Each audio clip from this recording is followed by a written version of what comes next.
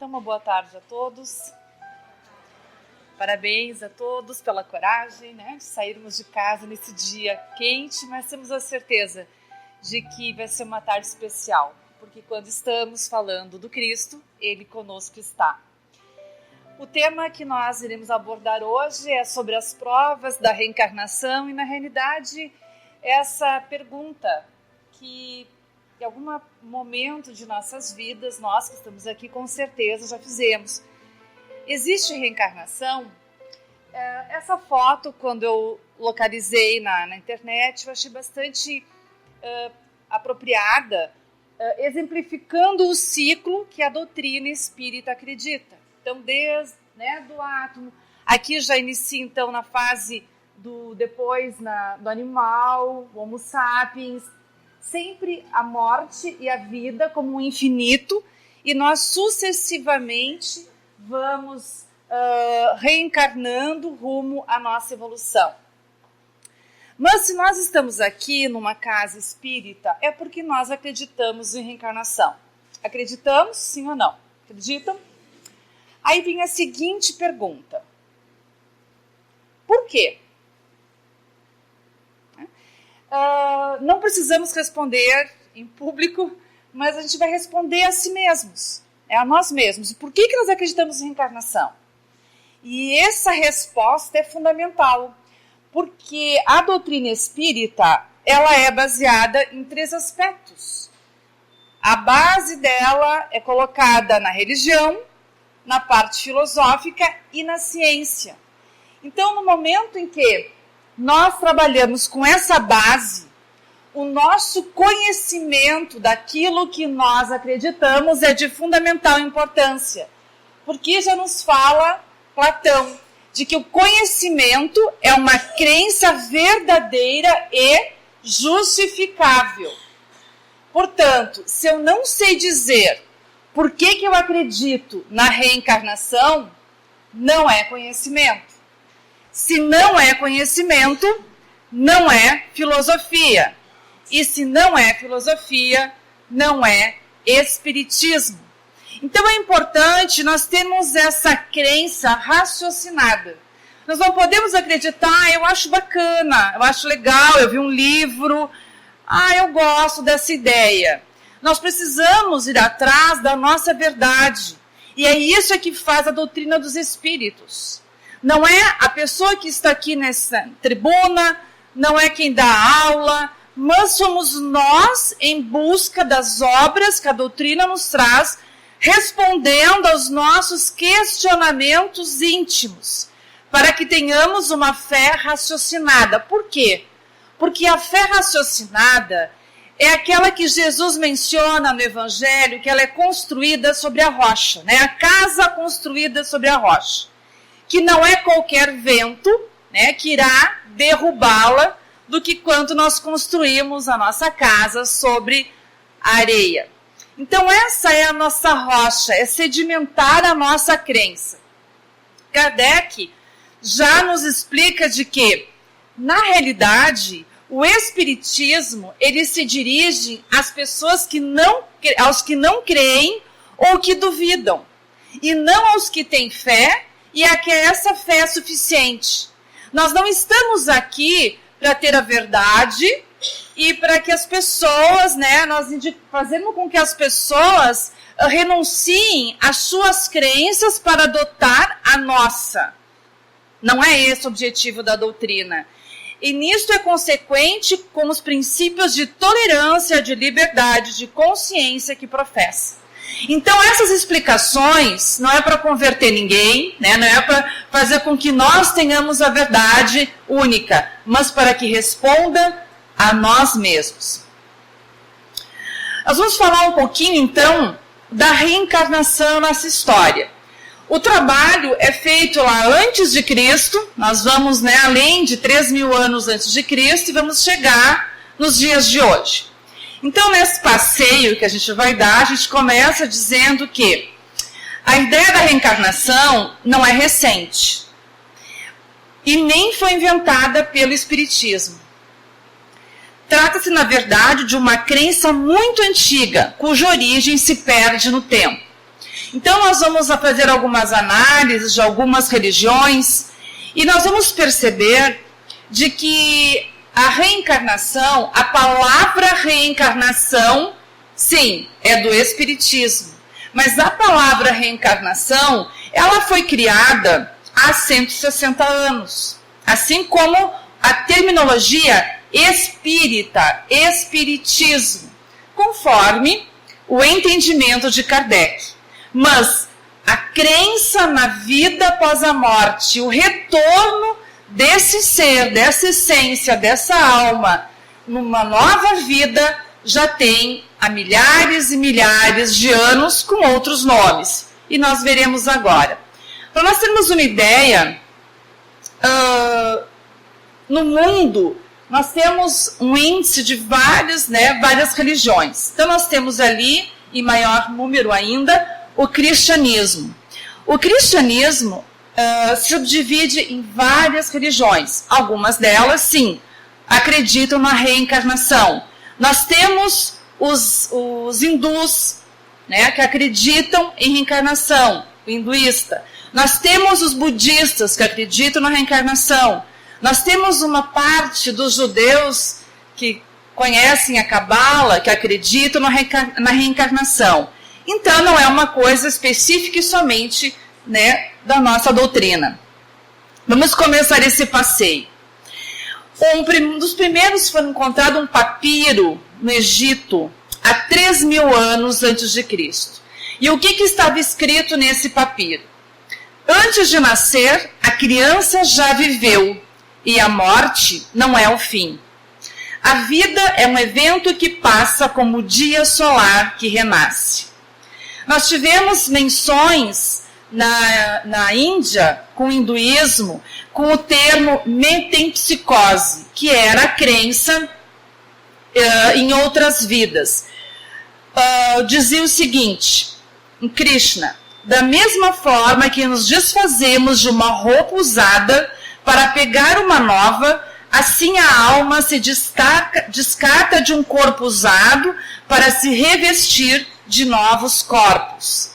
Eu e vós tivemos vários nascimentos. Os meus são só conhecidos de mim. Vós não conheceis os vossos.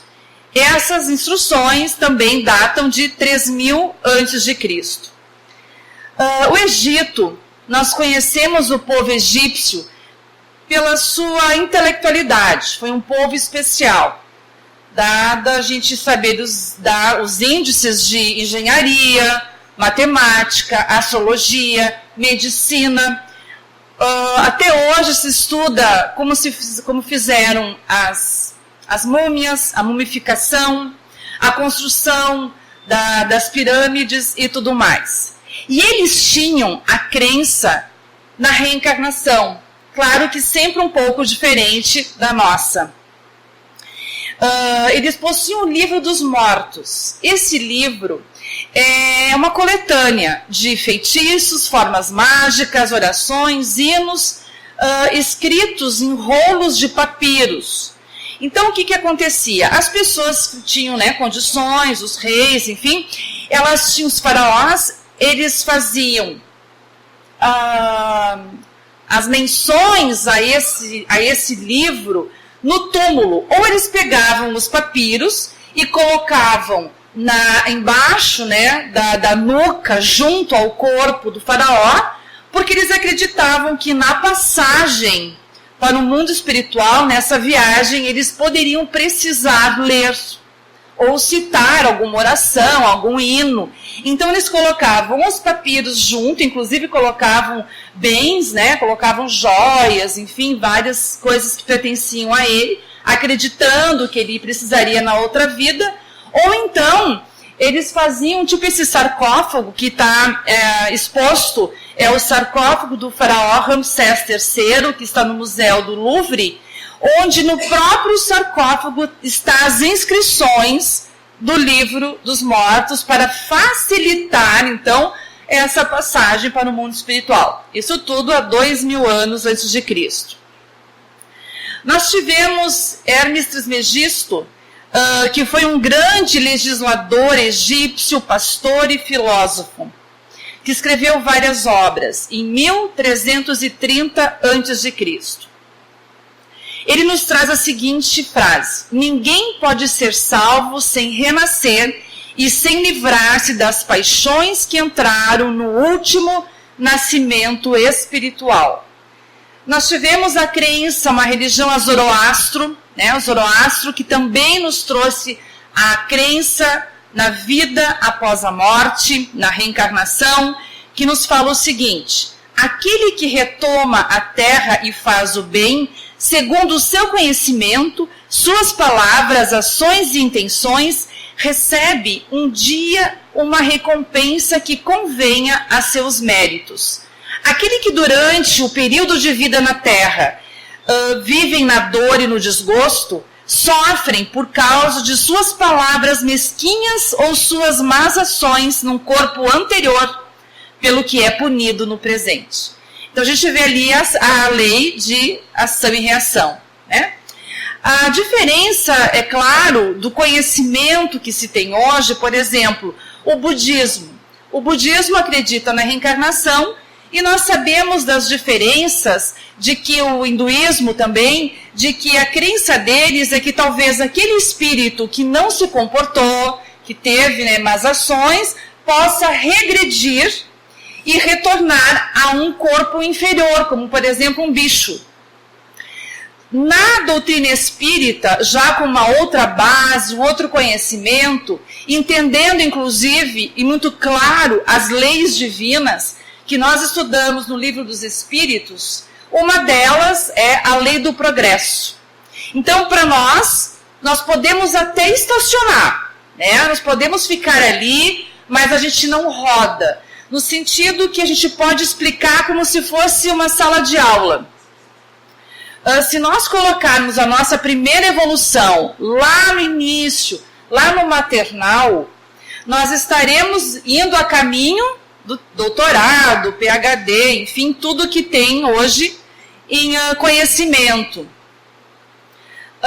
Dentro desse percurso, se nós quisermos brincar, né, no sentido de não dar valor àquele ano, fazer bagunça, fazer bobagem, a gente pode ter um ano até no sentido de uma evolução, comparando com a reencarnação, até mais difícil, com mais castigos, com mais cobranças, mas a gente não retorna, se a gente está no 5º ano, lá para o pré de novo, né? A gente vai podendo rodar, vai ter dificuldade, mas a gente vai permanecer naquele estágio ali até nos impulsionarmos a evolução, que é uma lei divina.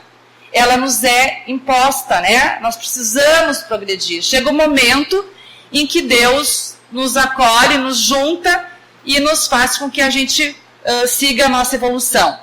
Então essa é alguma diferença, por mais que às vezes nós adoramos os nossos animais, né, os nossos bichinhos de estimações, a gente ama o nosso gatinho, o nosso cachorrinho, o nosso cavalo, enfim, mas nos fala Kardec de que o animal está para o homem, assim como o homem está para Deus.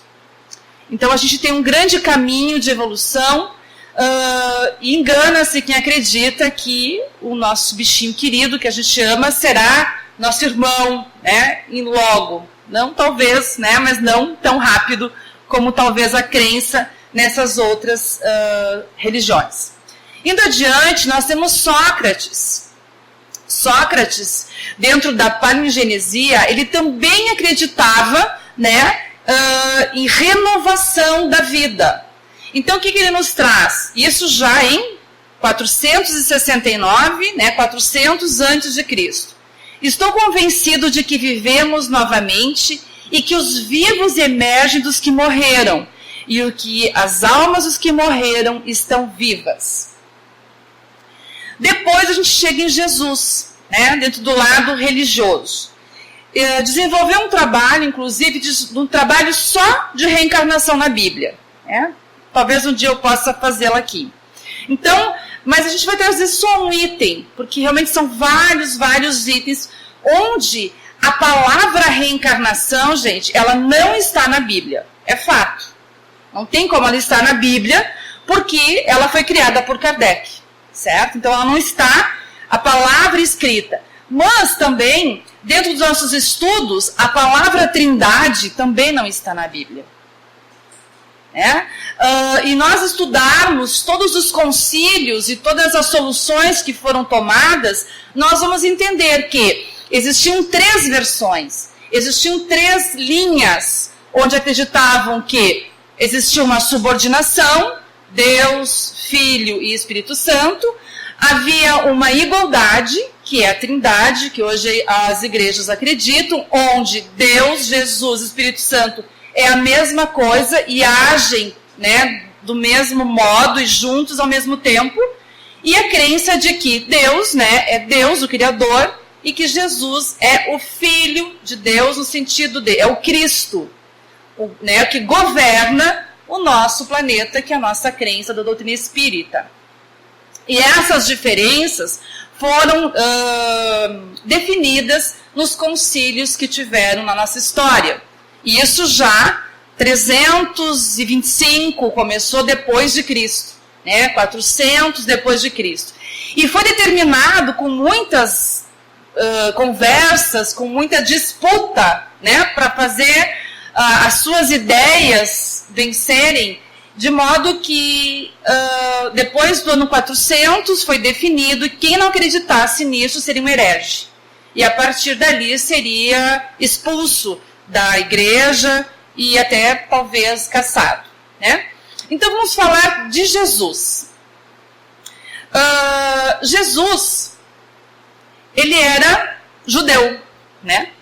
Todos os cristãos eram judeus, e quando surgiu o nascimento de Jesus, uma grande parte, ele mesmo citou, de que ele era enviado por Deus, porque os judeus estavam esperando um Messias. Uma parte daquele povo acreditou que Jesus era o Messias que o prometido. Outra parte, até hoje, ainda não acredita, ainda aguarda o Messias, porque eles têm como ideal um guerreiro, assim como foi rei Davi. Então, Jesus, a partir desse momento, ele viveu a infância dele junto de judeus, né? E tinham vários rituais, vários dogmas. E numa passagem que nós conhecemos muito bem, que é João, em que ele fala para Nicodemos: em verdade vos digo que se alguém não nascer de novo, não poderá ver o reino de Deus. Correto? Lembram disso? Então a gente vai estudar um pouquinho, vamos só pincelar essa fala de Jesus. Lá em João, capítulo 3, começa dizendo 1 a 12 o seguinte: de que havia um fariseu. Os fariseus eram pessoas intelectuais. Paulo de Tarso era um fariseu. Eram pessoas que tinham acesso à cultura, porque ninguém sabia ler, ninguém sabia escrever.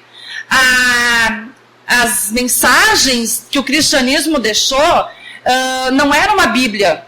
A Bíblia são 60 livros que foram depois juntados. Existia um papiro aqui, existia um pedaço de papiro em outro lugar, as pessoas contavam histórias, era essa a visão da época. E tinha então os fariseus, que eram os juízes, que coordenavam a parte dos judeus para que eles executassem vários dogmas, várias leis judaicas. Então a gente vai traduzindo de que Nicodemos era do STF, né? Concorda comigo? Ele era um juiz, coordenava tudo, né? Era a lei que tinha. E ele tinha uma dúvida. E ele vai falar com Jesus, à noite. Parece que passa, né, sem a gente perceber por que ele vai falar com Jesus à noite. Sendo que naquela época, toda vez que a gente fala de Jesus e fala do Evangelho, a gente tem que voltar ao tempo. Gente, não tinha Uber, né? Não tinha energia elétrica, não tinha estrada, existiam feras, não tinha nada. As pessoas tinham que sair com uma chama acesa, então as pessoas não saíam à noite, tinham feras à noite. Por que ele foi ter a noite com Jesus? Porque ele, sendo um homem da lei, ele tinha medo que fosse visto. Então ele foi escondido falar com Jesus. ele chega em Jesus e ele já afirma que sabe que Jesus é mestre vindo de Deus. Né? Rabi, sabemos que és mestre porque ninguém faz as coisas que tu fazes se não é de Deus. As curas, os milagres que ele estava realizando. E Jesus já sabendo de que ele viria, sabendo das suas inquietações, porque como sendo um grande juiz, legislador da religião da época, ele já responde. Né? Em verdade te digo, Nicodemos, que se alguém não nascer de novo, não pode ver o reino de Deus. E Nicodemos fica surpreso, não entende nada do que ele está falando. E ele acredita, ele pergunta, mas como pode um homem velho, ou seja, como posso eu, né, com a minha idade já madura, entrar na barriga da minha mãe?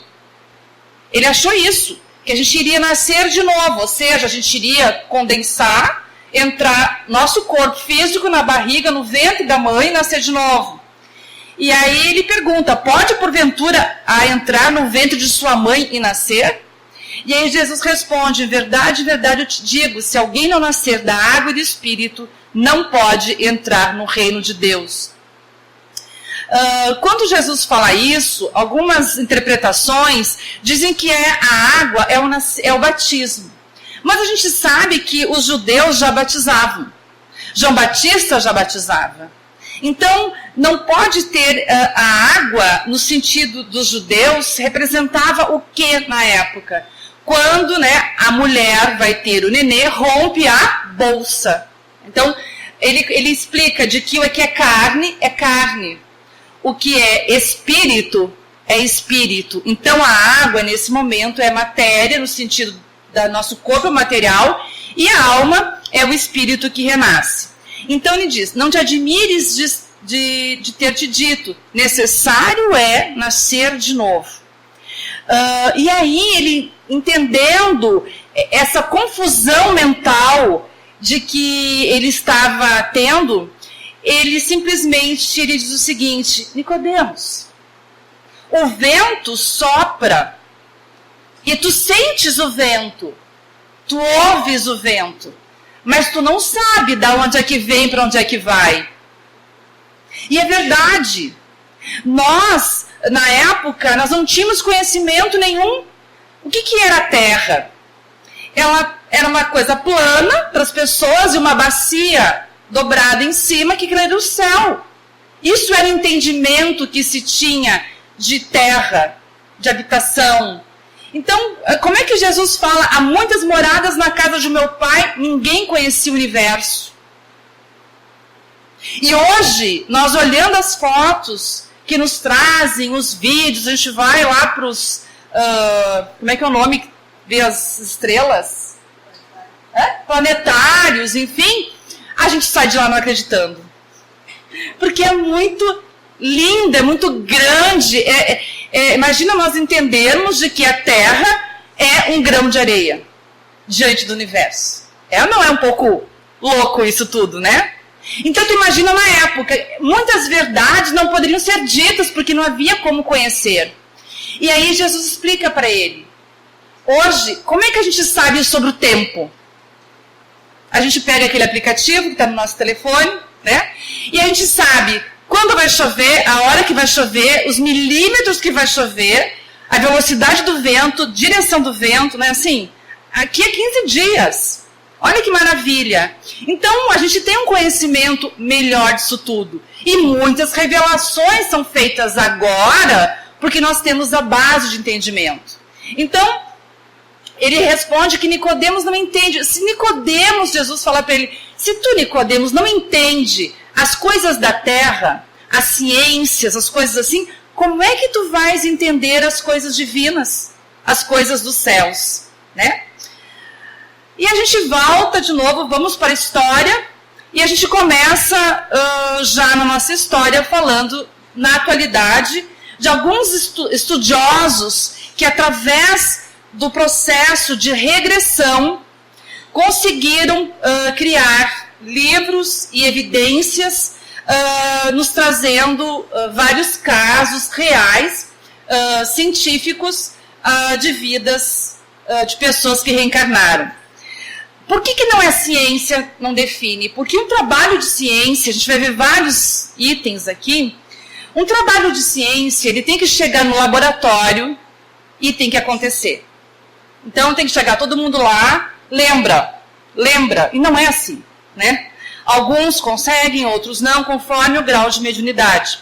Então ele fez, desculpe os nomes, porque não entendo muito a língua, né? O francês, Eugène Auguste Albert de Rochas d'Aiglun. Ele nos trouxe, então, lá em 1924, o primeiro livro que fala da terminologia de técnicas da regressão. Nós tivemos muitos estudiosos, não teria como a gente trazer todos aqui, muito poucos, né?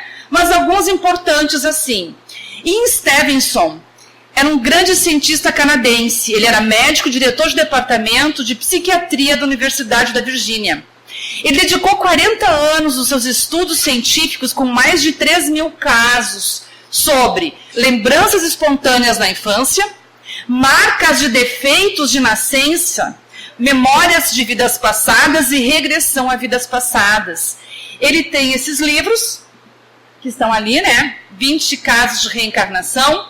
E ele teve todo um cuidado de fazer essa análise que a gente traz, né? Pegava voluntários e ele ia atrás para ver que não houvesse fraude, de que as pessoas não se conheciam, de que não tinha como essa criança, enfim, saber desse outro caso. Então, tudo isso ele foi atrás. O interessante é que ele trouxe muitas estatísticas de, por exemplo, sinais de nascença, problemas físicos, alguma deficiência no coração, alguma coisa mais grave, que submetido à regressão, as pessoas comentavam e descreviam fatos em outra vida que havia lesado o perispírito e que havia, então, a necessidade, numa nova vida, retornar com aquela mancha, dificuldade. É bom a gente saber o seguinte, de que não é necessário, né? Nós temos um Deus extremamente justo. E no momento em que nós vamos para o mundo espiritual, nós temos tratamentos do mundo espiritual. Mas o que acontece com a nossa evolução? Nós temos uma coisa muito grave chamada culpa. Quando nós infringimos uma lei divina, não é que Deus nos pune. Somos nós que, na nossa consciência, a nossa consciência nos cobra. Então, às vezes, é necessário, nós pedimos para retornarmos com alguma deficiência daquilo que nós cometemos, para que nós nos sentimos quentes com o mundo espiritual, com o plano espiritual. Né? Temos que trabalhar o auto-perdão. E como é que a gente trabalha? Fazendo bem, né? As nossas dívidas não é com dor, é com amor, né? Tivemos um indiano, Banerjee, é um psicólogo, pesquisador científico, diretor de departamento da Universidade da Índia, estudou 25 anos, livros publicados, Memória Extracerebral, Vida Pretérita e Futura, né? Ele também estudou 3.000 casos, e muitos casos na Índia. E aí, a gente pergunta, por que na Índia? Porque na Índia, eles acreditam na reencarnação, correto? No hinduísmo, né? Hoje, com a doutrina espírita, nós estamos abrindo esse campo. Mas chegam nas casas espíritas muitos irmãos, já numa idade mais madura, com mediunidade extrema. E nos relatam que tem visões, que ouviam, que conversavam, desde crianças. Divaldo nos fala isso, né? E ele dizia, tu viu? Não vi, né? Mas eu vi, ele conta, né? Mas por quê? Porque se essas pessoas contavam na época que estavam vendo mortos, ou elas recebiam uma surra, né? Ou eram levadas para o médico, para o hospício. Então, muitas pessoas não falavam nada. Tinham medo dessas revelações. Já na Índia, é uma coisa natural. Então hoje, se os nossos filhos, se os nossos netos começarem a dizer, mãe, eu tô brincando com um coleguinha, a gente vai falar, que legal, meu filho, que coleguinha? Como é que ele é? Como é que é o nome dele? É fulano. E como é que ele tá? Que roupa ele usa? A gente incentiva, a gente não põe medo. Isso faz com que a criança libere, né, a sua visão, a sua mediunidade e haja com forma natural o intercâmbio mediúnico. Então, na Índia sempre foi assim. As pessoas sabiam e falavam, e às vezes até os familiares, como temos um caso, vai ser citado depois, iam atrás dessas outras vidas. Nós temos um médico, Dr. Brian Weiss, né? Ele não é espírita, ele é um psiquiatra, tem várias obras muito conhecidas hoje na literatura, espiritualistas, e ele continua estudando as regressões, e como ele começou um americano, então a gente tem que imaginar o seguinte, não tem casas espíritas, muitas casas espíritas nos Estados Unidos, é um trabalho de formiguinha que a gente está abrindo, né, nos Estados Unidos. Então, ele, no consultório dele, uma paciente começou a dizer que tinha visões e começou a retratar fatos dentro do consultório, era uma pessoa totalmente estranha, e ela falou sobre uma filha que o Dr. Brian Weiss teve e que tinha falecido. Não tinha como essa pessoa saber, e a partir deste fato, fez com que ele começasse a estudar, e hoje estudou mais de 1000 casos. Temos um brasileiro, Dr. Hernani Guimarães Andrade, já falecido, que nos trouxe várias obras, né, entre elas Reencarnação no Brasil, Reencarnação em Você, e estudou também aqueles fenômenos de poltergeist, das casas que têm fenômenos. Bom, mudando um pouquinho das pessoas que estudaram, a gente começa a trazer agora alguns casos de pessoas, esses gênios. Quando a gente às vezes liga a televisão, quando a gente olha aquele programa de calouros americano, enfim, a gente liga a TV, tem aquela criança, né, de 5 anos com uma voz incrível. Uma criança tocando piano com 3 anos, 2 anos. Como assim? Né? Eu estudei, não consigo tocar nada. Da onde vem essa facilidade? Da onde que uma criança que nunca estudou sabe fazer algumas coisas? Porque a gente começa a fazer essa análise de que, só um pouquinho, nós aprendemos que Deus é justo. Ele não é mais ou menos justo, ele é justo. Né?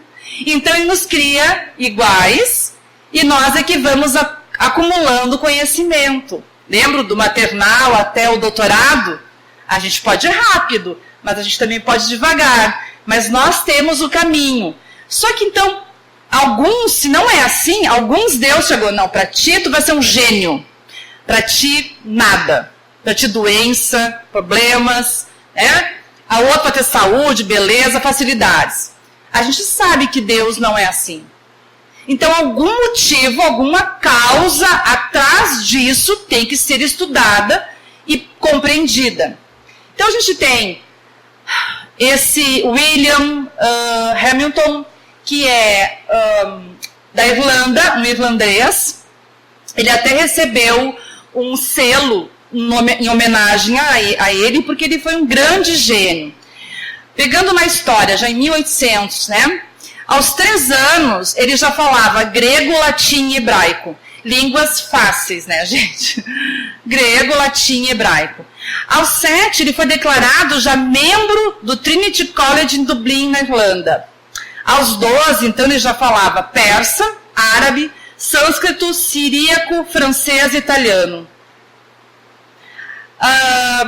Aos 12 anos, ele começa a estudar matemática. Aos 15, ele começa a estudar as obras de Isaac Newton e Laplace. E descobre uma diferençazinha, algum questionamento nas obras de Isaac Newton. Aos 16, então, ele já estudava cálculos e aos 22 ele inventou a álgebra quaternio no seu livro Teoria dos Quaterniões, que ajudou o homem a ir para a Lua, para além de liderado a fundação de mecânica quântica. Então, aquelas providências, né, a evolução e as pessoas que vêm agregando a Terra para isso. Esse outro coreano, o Kim Young-yong, ele é fantástico, né? Porque a gente tem um QI, certo? A gente tem um número de intelectualidade. É interessante de que Einstein tinha um QI 160. O dele era 210. Tá bom? Tá bom, né? Ele era um gênio. Então, assim, uma das proezas dele, né? Ele nasceu na Coreia do Sul e aí ele começou a falar aos 6 meses, gente. Imagina o susto da mãe, né? É claro que aos 6 meses ele não falava tudo, mas ele dizia já, papai, né? Mamãe. Ele já começou a formular, que depois, quase um ano que tu fala. Há um ano, então, ele já falava, né? Com fluência. Aos 2, ele já havia aprendido 4 idiomas. Ele lia coreano, lia inglês, japonês e alemão. Quando ele tinha 4 anos de idade, o seu pai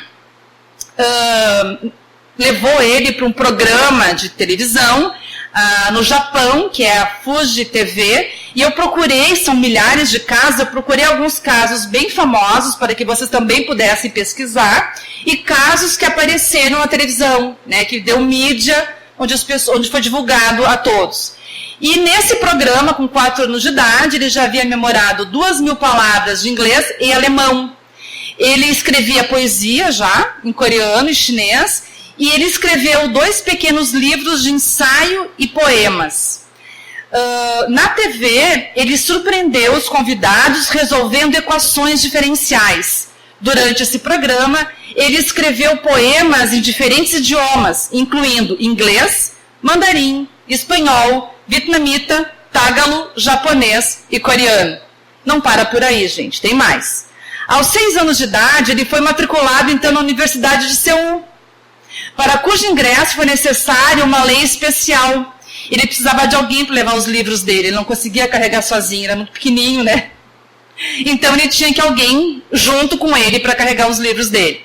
Aos 8 anos de idade, em 70, ele foi conduzido à NASA para ir aos Estados Unidos, onde terminou, então, seus estudos universitários, recebeu o título de doutor honoris causa em matemática espacial e cálculo diferencial. Aos 12 anos de idade, então, já maduro, né, ele ganha outro título de física nuclear. Em 74, ele começou seu trabalho de pesquisa na NASA e continuou o seu trabalho até o retorno na Coreia em 78. Então, hoje ele está com 56, 57 anos e se afastou um pouquinho de tudo e está no livro dos recordes. Vamos ver. Depois, a gente traz alguns casos muito conhecidos de pessoas que foram pesquisadas também na televisão, fizeram livros de lembranças de vidas passadas. Acredito que alguns vocês conheçam. O primeiro que a gente está trazendo aqui é do piloto de caça, chamado de James, né? Aqui está ele na James Leninger, na televisão, na Fox americana. James era uma criança que começou a demonstrar muito interesse desde pequeno. Primeiro ele começou com pesadelos. Pesadelos em que ele começava a gritar, avião pegando fogo, aos 2 anos de idade já. E depois ele sempre demonstrou conhecimento por aviões. Nomes de peças, modelos. E o trabalho todo, a curiosidade dos pais começaram a levar ele em alguns lugares. E ele dizia, ele vendo um dia um mapa, ele disse do Pacífico, da ilha Iwo Jima, ele disse, não, aqui que eu morri. Então ele começou assim. E aí, sem ser espíritas, ninguém espírita, levaram ele para um encontro, né? Os pais do garoto pesquisaram mais sobre essa vida dessa pessoa que ele dizia que era, e chegaram a levar o pequeno James em um encontro de veteranos de guerra. Chegando lá, ele reconheceu cada um dos ex-combatentes pelo nome, sem nunca ter encontrado com eles. Nós tivemos um caso bastante famoso da reencarnação de Mânica. Conhecem? Alguém? Não? Ninguém? Tá no YouTube, tá? É um filme já antigo, mas está liberado, porque é muito antigo, e eu recomendo, é muito bonito. Claro que o filme, tem o livro e o filme. O James, também tem o livro, que é o livro A Volta, né? E a Mânica, o livro da Mânica, é um romance. Claro que no filme tem um pouquinho mais de enfeite, né? Natural. Sim, A Reencarnação de Mânica é o filme, tá? A história dela, dessa indiana, é muito bacana porque ela nasceu em 1926 na Velha Delhi. E aos 3 anos ela começou a lembrar da reencarnação anterior. E ela dizia que ela tinha um marido na cidade tal, com o nome tal, que ela tinha tantos filhos, que os filhos eram, né, tal e tal e tal. Ela falava tudo da vida dela. Como ela era indiana, acreditavam na reencarnação, levaram ela até esse local. Na época, quem se envolveu foram os jornais. Não tínhamos, né, televisão assim que pudesse passar para todo mundo. Os jornais que começaram a investigar junto com a família. Quando ela chegou, então, nesse local, fizeram um teste, colocaram 3 homens para que ela dissesse quem é que era o marido dela. Colocaram o marido, o irmão, enfim, algum outro parente. E ela reconheceu o marido dela. Ele pediu, então, para que ela fosse até a casa deles. Ela foi até a casa deles e ela foi por um atalho que só eles conheciam. Ela chegou lá, ela começou a falar o dialeto da região. Na Índia tem muitos dialetos, né? E quando ela chega na casa que era dela, ela lembra de todos os filhos, menos, porque ela morreu no parto, menos daquele que ela havia perdido no parto. E ela fala de um poço no terreno, fato confirmado quando foram ao local indicado. O marido dela perguntou a ela aonde ela havia escondido alguns anéis pouco antes de morrer. Os indianos gostam muito de ouro, né? É cultural ganhar sempre presentes para cada evento que acontece. Ouro. E ela disse que esses anéis estavam enterrados em um vaso no jardim da casa antiga. Fato confirmado pelos pesquisadores.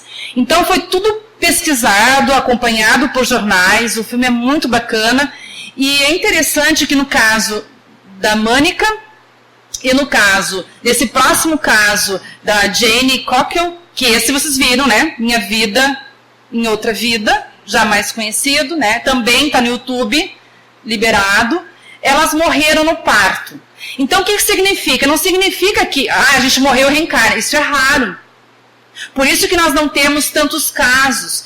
Isso são, talvez, a possibilidade de nos mostrar que existe alguma coisa, né? Então, porque a reencarnação, ela não tem uma data certa, ela pode levar 80 anos, 100 anos, existe uma média, depende muito de como é que é o estágio que foi desencarnado.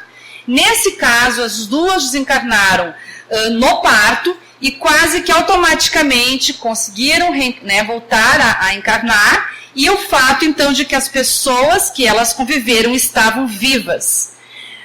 Esse caso lindo dessa inglesa, que ela começa a lembrar de um lugar lá na Inglaterra, e primeiro levam ela para o psiquiatra, é claro, né? E aí depois ela começa a lembrar, vai pesquisar, vai atrás, e ela descobre, então, que ela foi essa pessoa em outra vida. É muito bacana a história, porque esse senhor que está aqui com ela é o filho dela, né? Então, assim, imaginem a situação, ele talvez lá com os seus 70 anos, e chega uma jovem de 30, eu sou tua mãe, né? A pessoa leva um susto, opa! E é claro que eles não acreditaram. Eles tinham, eram 8 filhos, né? Eles foram separados, os filhos, como era normal antigamente, né? Em função da pobreza, da dificuldade, e ela conseguiu juntar 6.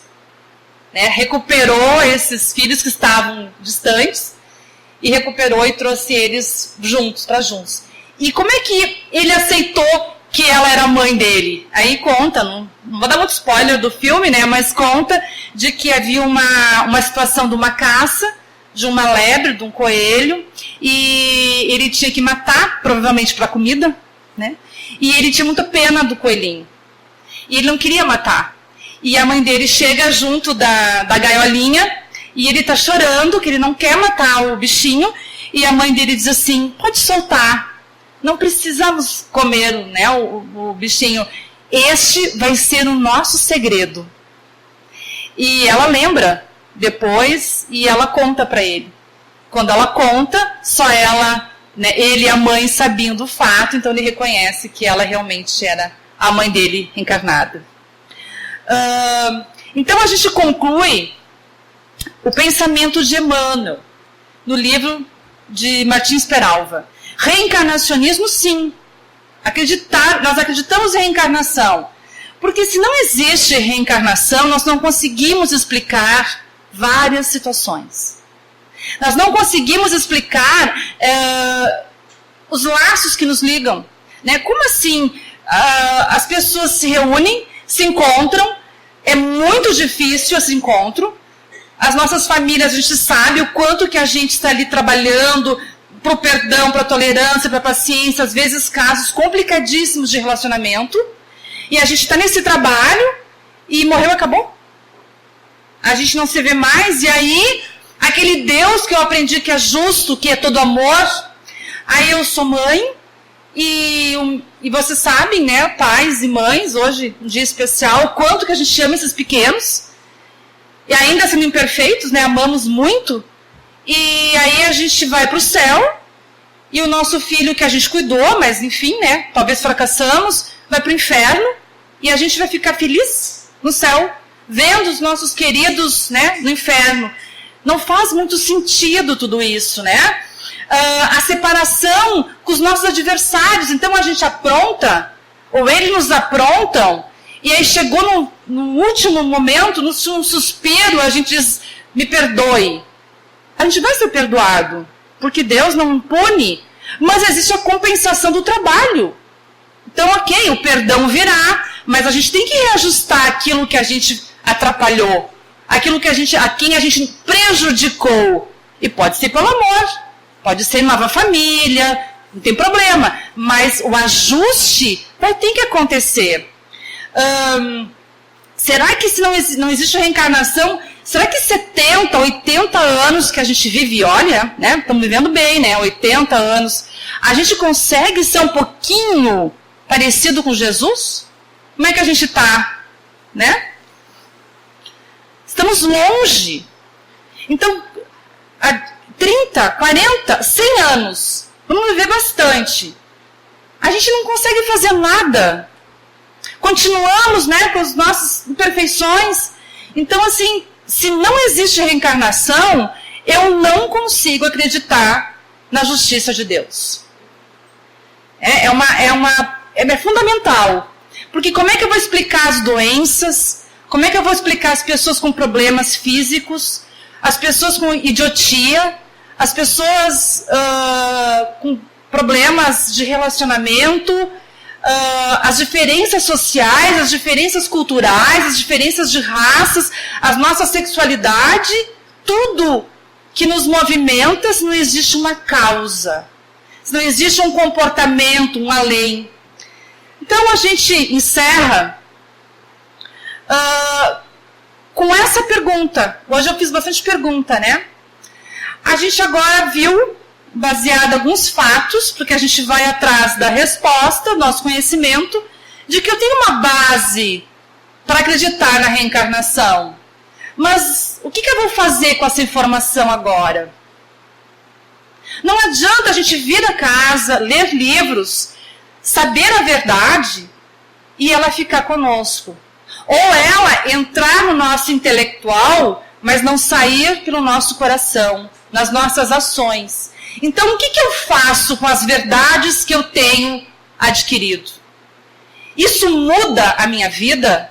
O que eu vou fazer lá fora? Eu vou chegar em casa e vou saber que aquelas pessoas difíceis são pessoas que eu programei para estarem comigo? Que não é por acaso que a gente veio no mesmo lar? E que eu devo uma atenção especial, um compromisso especial, uma abnegação especial?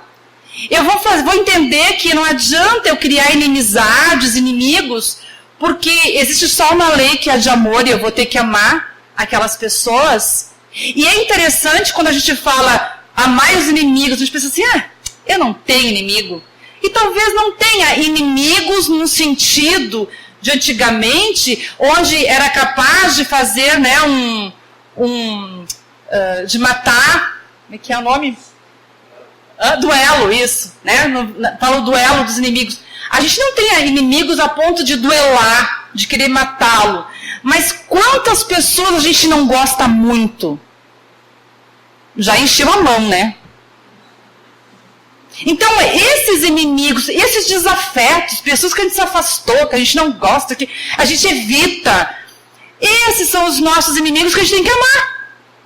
Então, se eu sei que só tem um caminho, que se eu não amar agora eu vou voltar, dá para começar a trabalhar logo, né? E aquele velho fator, vim junto, né? Se eu não amar o meu cônjuge, se eu achar que eu estou suportando ele já há 30, 40 anos e que para mim não voltar mais com ele, eu vou aguentá-lo mais uns 15, tá perdido. Porque vai voltar. Vai voltar porque tem que amar. Não é para aguentar. Então, houve as separações, mas se eu amei essa pessoa, eu tô quite. Às vezes são compromissos de tempos, né?